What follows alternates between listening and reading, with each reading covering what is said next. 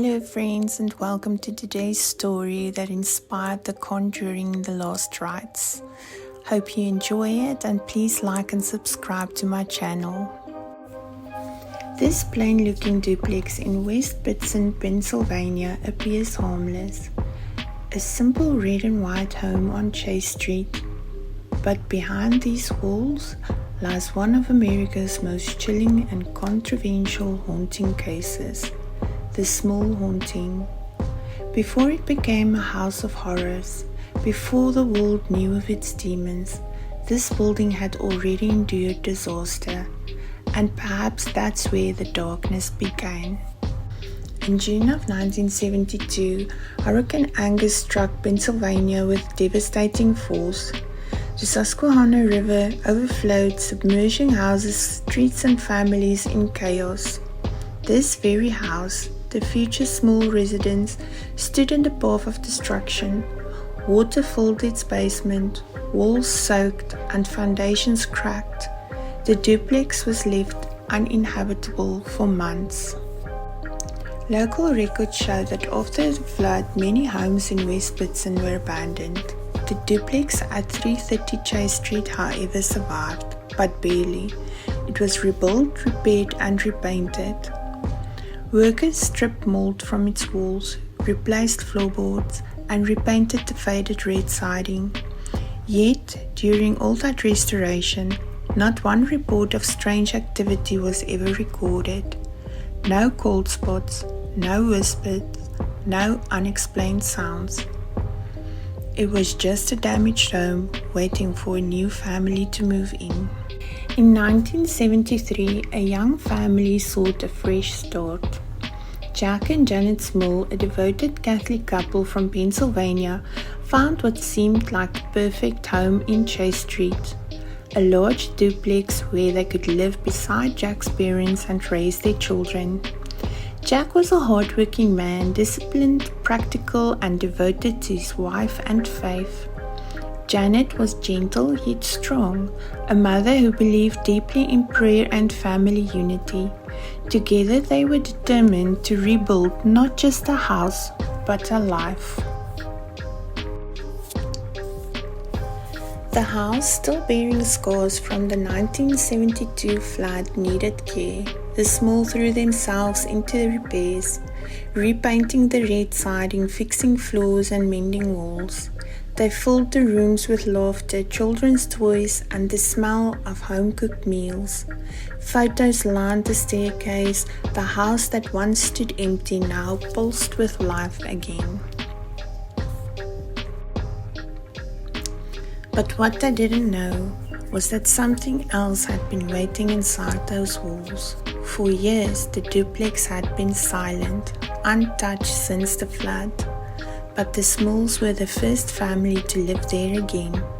The flood may have washed away the physical damage, but it left behind a lingering energy, something ancient, restless, and hungry. Neighbors remember the Smurls as kind, ordinary people. Jack worked long hours. Janet stayed home with their 4 daughters, Dawn, Heather, and the twins, Shannon and Karen. They attended church every Sunday, helped their elderly neighbors, and never sought attention or trouble. That's what makes what comes next so horrifying. Because when evil comes for people like this, people of faith, of kindness, it doesn't come with a roar, it begins with a whisper. At first the changes were small, a cold draft that couldn't be explained, a stain that reappeared no matter how many times it was scrubbed. Then the air grew heavier. Shadows seemed to stretch longer than they should. Objects went missing, only to return days later in strange places. Janet started to feel it first, an unseen presence that watched her when she was alone. And sometimes, when she looked at her family, she couldn't shake the feeling that something else was looking back. The Smurls had moved into a home they thought they could restore, but something inside that home had been waiting for them all along. For a while the Smurls tried to ignore it. The strange sound, the icy drafts, the faint smell of decay that would drift through their home.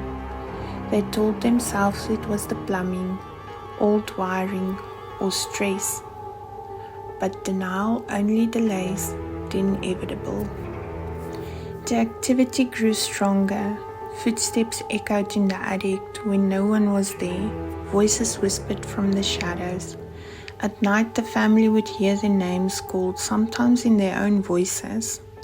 The television would turn on by itself, blaring static in the early hours, and the smell of burning began to follow them.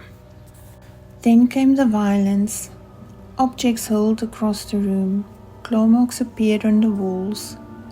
Their dog was thrown against the wall by unseen hands. Janet began to see shapes, dark, heavy, human but not. At times, she swore she could see faces emerging from the walls themselves. But what truly broke them was when the entity turned on them physically. Jack reported being pulled from the bed, held down by an unseen force. Janet claimed she was assaulted in her sleep by something she couldn't see. The house was no longer haunted, it was under siege. In desperation, the Smurls turned to their church for help. Priests came to bless the home, to pray, to cleanse, but each attempt only seemed to make the presence angrier. The family's faith began to crack, but they refused to leave. They had nowhere else to go. Word of the haunting spread quickly until it reached the name whispered in every dark corner of the paranormal world, Ed and Lorraine Warren.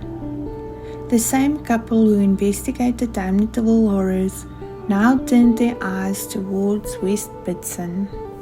Ed Warren, a former Navy man turned demonologist, and his wife Lorraine, a clairvoyant and devoted Catholic, had spent decades what they believed to be the darkest forces on earth. When they heard the Smurls cry for help, they didn't hesitate. Lorraine described feeling an overwhelming heaviness as she entered the small home, a presence so suffocating. She said that it fed on despair. Lorraine Warren would later say that what haunted the small house wasn't simply a ghost. It was something older, something colder, a demonic force, ancient and patient, feeding on fear, pain and despair. But it wasn't alone. It controlled 4 spirits, 4 lost souls bound to the house, like marionettes in the claws of a puppet master. The first spirit was that of an elderly woman. Lorraine described her as quiet, almost numb. She wandered the halls in silence, a presence often felt in the upper rooms. Some believed she may have died in the home long before the flood, others that she had been lured back by the entity after death. She was not the danger, she was the warning. The second, a young girl. She appeared to Lorraine as frightened, disorientated, clutching a broken toy that no one else could see. Witnesses claimed to hear soft humming, like a nursery rhyme, late at night. She was a trapped echo, innocence twisted by something she could not escape. The third spirit was of a man in his prime, but his face was filled with rage. Lorraine described him as violent, bitter, and consumed by unfinished hatred. He was the one that the neighbors sometimes saw in the windows even when the house was empty. She said that his energy was no longer his own anymore. And then there was the fourth, a child, a young girl, a presence that at first seemed harmless. Lorraine saw her smiling, laughing, but behind that laughter was something else, something not human. The demon used the child's image like a mask to lure the weekend to open the door. These 4 spirits were not free. They were chained to the house by the demon, their pain feeding it, and its hatred growing stronger in return. It used their shapes to confuse the family, to make them question reality, to make them fear their own home. The Smurls weren't just living with a haunting. They were living inside something else's hunting grounds. The Warrens knew the house could not survive much longer under the entity's control, and neither could the family. It began with what worked before: blessed objects, holy water and prayer. Lorraine filled the room with rosemaries and relics, their faith a fragile shield against something far stronger. But the more they prayed, the louder it became. Each word of faith seemed to provoke it. Doors slammed, lights flickered, the walls once silent began to moan. The Smurls brought in local priests, one, then another, then 3. Blessings were performed, masses were read, but every attempt ended the same way, with a family trembling in silence and the house trembling with them. Objects moved on their own, crucifixes twisted upside down. The smell of decay would spread through the halls. Whatever haunted the house, it didn't want to be cast out. It wanted to be seen. Word of the haunting spread beyond the neighborhood. Local reporters came first, then radio hosts, then national television. The Smurls became a circus of curiosity and disbelief. Some called them victims, others liars. Psychologists claimed that the family's stress had created illusion. Neighbors whispered that they wanted attention, but the Smurls had nothing to gain and everything to lose. By late 1986, their world had fractured. They slept in shifts. Children woke screaming. The demon's presence, the cold, the stench, the mocking laughter became constant. Even the Warrens began to falter. Every exorcism failed. Every prayer fell into the same black void. And with each passing night, the house seemed to feed on their desperation.